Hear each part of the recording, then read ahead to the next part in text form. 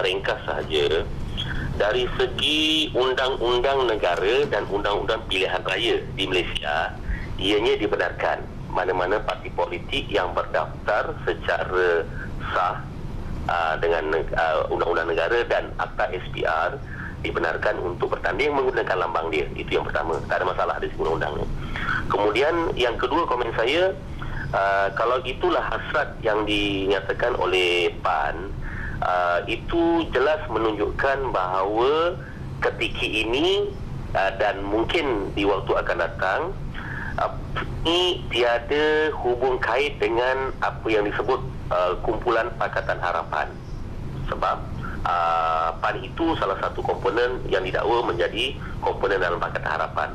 Jadi kalau PAN sendiri nak mengambil kerusi semua yang ditandingi oleh PAS untuk bertembung dengan PAS, bermakna itu jelas menunjukkan bahawa PAS tidak ada hubung kait dengan Pakatan Harapan.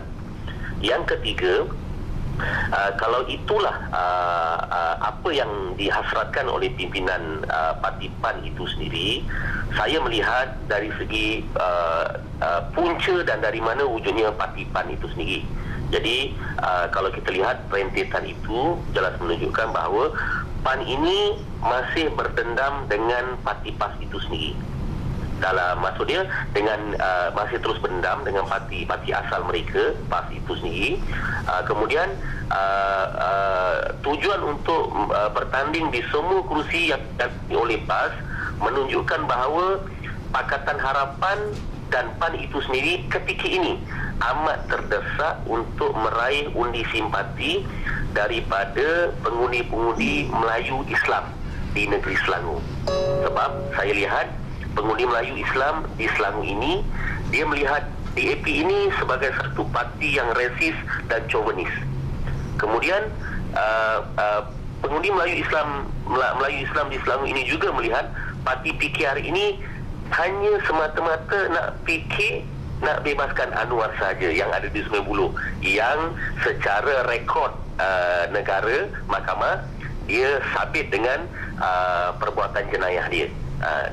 Tujuan dia hanya untuk bebaskan Anwar, bukan nak fikir dapat kerajaan, nak membangunkan kerajaan negeri ataupun negara. Dia fikir nak bebaskan Anwar saja. Jadi tidak lain cara yang mereka boleh fikirkan ialah hanya nak mewujudkan satu parti yang seperti PAS. Hari ini wujud PAN, tujuan satu saja, untuk melunakkan dan cuba meraih undi orang Melayu Islam supaya memberikan undi kepada Pakatan Harapan itu. Itu saja je lah, Pak. Itu. Saya lihat dari segi hasrat tersebut dipersetujui oleh DAP Selangor. Kalau tidak di Malaysia pun di Selangor.